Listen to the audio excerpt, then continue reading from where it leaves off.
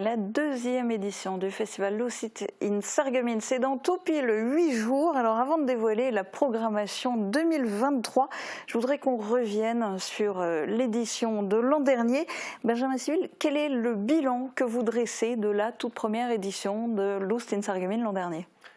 Je crois qu'on a eu encore plus que ce qu'on pouvait espérer quand on a initié ce festival, qu'on voulait voir permettre à des jeunes artistes de s'exprimer, aussi rassembler un peu à la fois le public français et allemand. Donc ça, c'était notre esprit quand on a lancé ça avec Camille Schaeffer, qui est la cofondatrice du festival. Au final, 4500 personnes sur près de 2 semaines, dont à peu près 20% de gens de Sarrebruck et de Sarre. Des partenariats qui ont grandi depuis, donc on était obligé de le refaire parce qu'effectivement le succès était au rendez-vous.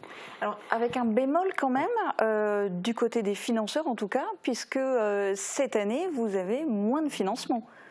Alors c'est aussi dans la lignée du financement qui avait permis d'initier tout cela, qui était le Fonds citoyen franco-allemand, qui sert à démarrer ce genre d'activité. Donc effectivement, cette année, ils nous ont ressoutenus, mais un peu moins que l'an dernier. Mais en revanche, le fait d'avoir pu vraiment créer une dynamique avec maintenant un soutien qui a été quand même crucial, pas financier, mais sur d'autres aspects, mais aussi sur ce plan-là, de la mairie de Sarreguemines. On a un partenariat avec les commerçants. Le Cora Sarreguemines a été au rendez-vous, Italia del Gusto. Donc on a pu refaire les choses en grand quand même. Alors ça, c'est tout ce qui est partenariat. Du côté financement, du coup, quel est le budget cette année? Qui apporte combien?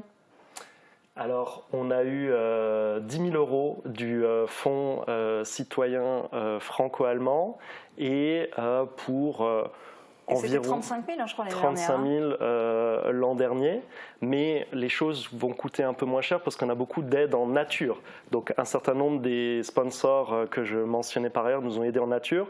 On a aussi cette année, c'est la grande innovation, le festival qui démarre avec une conférence internationale. Alors on va en parler, mais je voudrais d'abord que Oksana nous dévoile un petit peu le programme, parce que du coup on a parlé du budget. Alors ce budget, vous en faites quoi? Qu'est-ce qu'on peut dire du programme? Comme Benjamin a déjà noté, le programme sera riche. On démarre le festival avec une soirée de gala qui va avoir lieu à l'hôtel de ville à 19h30. Donc ça, c'est le vendredi 28, c'est ça? C'est le vendredi 28, yes. Pardon. Et nous avons invité des artistes très emblématiques de la région, dont Science et Sunset, le groupe de Sarreguemines, Ibipora aussi. Et nous sommes très heureux d'accueillir aussi les étudiants de Sarre Music School, une école de musique à Sarreguemines. Nous avons aussi 2 jours de la conférence internationale sur les sujets d'environnement, de la société et d'histoire. Alors ça, on va y revenir en détail dans un instant. Je crois que Benjamin avait l'air d'avoir très envie aussi d'en parler. Donc une soirée de gala, 2 jours de conférence et puis aussi les concerts dans les bars tous les soirs jusqu'à 6 mai. Ensuite, les visites de la ville de Sarreguemines, les visites guidées, thématiques. Le 1er mai, on lance un jeu sur Instagram. C'est une chasse aux images dont le but, c'est de découvrir ou redécouvrir la ville de Sarreguemines grâce au lieu emblématique, et tout le monde peut participer.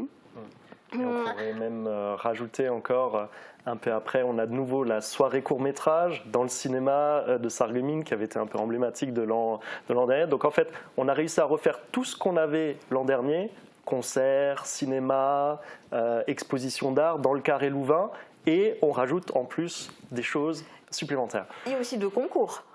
Il y a 2 concours, effectivement. Il y a un concours de littérature qui est encore ouvert. Donc, avis aux amateurs, vous pouvez envoyer vos créations en français ou en allemand à prix.sarreguemines@gmail.com. Et puis, le concours de pâtisserie, pour ça, on attend tous ceux qui le souhaitent avec le gâteau le samedi 29 avril à 16h30 au Carré Louvain. Ils peuvent venir et ils seront jugés en live pour savoir s'ils peuvent participer à la finale ensuite. Et chacun apporte le gâteau qu'il veut. il n'y a pas de cahier des charges, il n'y a pas de consigne particulière, il n'y a pas de thématique. Pour la sélection, on est justement très peu sélectif parce qu'on veut laisser les talents s'exprimer. Ok, donc ça va être la grande surprise. Alors, vous n'arrêtez pas de nous dire conférence. C'est quoi cette conférence sur 2 jours? C'est vrai qu'on a un peu du mal à ne pas en parler parce que déjà, c'est l'innovation cette année. Je crois que c'est la première fois qu'on a des gens qui vont vraiment venir de France et d'Allemagne. On a des experts effectivement sur l'environnement, on a des experts sur le monde social, on a aussi des sujets européens, donc les grands sujets du moment, l'énergie, les gens s'intéressent aussi évidemment à ce qui se passe en Ukraine, donc tous les débats seront très animés. Mais en fait, c'est 2 jours de conférence, mais alors sur plein de thèmes qui n'ont éventuellement pas grand-chose à voir entre eux? Non, il y aura vraiment pour tous les goûts. C'est-à-dire que le fil conducteur de la conférence, c'est cette question qu'on pose, qui est un peu impertinente, c'est fin de monde. Donc, est-ce qu'on est en train de changer effectivement dans le monde social? Est-ce qu'on est comment réagir face à cette crise climatique et ainsi de suite? On a aussi un autre sujet qui est effectivement historique, puisqu'on a des professeurs d'université qui viendront discuter entre eux de la fin du monde romain. Donc il y en a vraiment pour tous les goûts. Ça se passe au Carré Louvain le vendredi 28 avril et le samedi 29 avril, avec des gens qui viennent même de Roumanie, de Bulgarie, d'Espagne, d'Italie. Enfin voilà, il y en aura vraiment pour tous les goûts. Alors ça fait beaucoup d'événements très variés. J'ai un peu envie de vous demander, mais vous vous adressez à quel public avec ça? Parce qu'entre conférences, concerts, marché artisanal, projection de courts-métrages, concours culinaires et littéraires, c'est quoi le point commun? Vous vous adressez à qui? Je crois que quand on a lancé cette initiative avec Camille Schaeffer, le but, il était double. C'était d'abord proposer quelque chose d'un peu différent aux Sarregueminois pour aussi peut-être les amener sur des choses dont ils avaient un peu moins l'habitude. Donc j'ai envie de dire, on cherche à s'adresser à tous les publics et je pense que là, il y en a vraiment pour tous les goûts. Si quelqu'un vient nous dire, voilà, je n'ai pas trouvé quelque chose qui pouvait m'intéresser dans ce festival, qui en plus est gratuit, il faut le rappeler, c'est qu'il y a peut-être encore quelque chose d'autre à créer. Et puis la deuxième chose, c'est que on sait que Sarreguemines est à côté d'une ville un peu plus grande qui est Sarrebruck, et on voulait faire le contrepoids aussi de l'activité culturelle et de l'animation proposée à Sarrebruck. Et donc là, Sarreguemines répond au rendez-vous avec des partenaires de tous les milieux et horizons, comme je l'ai mentionné. Oksana, c'est quoi votre coup de cœur dans cette programmation variée? Je dirais une exposition d'art et un marché artisanal qui va avoir lieu au Carré Louvain. Et j'ai très envie d'inviter de plus d'artistes possibles de la région et d'animer la ville avec les talents qu'on a ici. Ok. Alors vous l'avez dit, tout est gratuit, mais il y a certains événements pour lesquels il faut s'inscrire quand même, c'est ça? Oui, on recommande aux gens de s'inscrire parce qu'on a vu que l'an dernier, il y avait quand même souvent pas mal de monde, donc il faut aussi qu'on puisse s'organiser. On peut retrouver tout sur les réseaux sociaux, donc par exemple sur Facebook, c'est Lust in SGMS, sur Instagram, Lust in Sarreguemines, et puis vous allez voir que d'un peu partout dans toute la ville, on fleurit des affiches.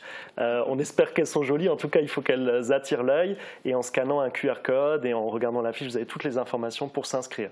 Donc que ce soit pour la soirée gala, le barbecue avec activité équestre, ou effectivement venir, là pour le coup, pas besoin de s'inscrire, à la conférence et au concert. Voilà, et début des festivités, donc dans 8 jours, vendredi 28 avril, avec la soirée d'inauguration. Eh bien, merci beaucoup d'avoir participé à cette émission et bon festival.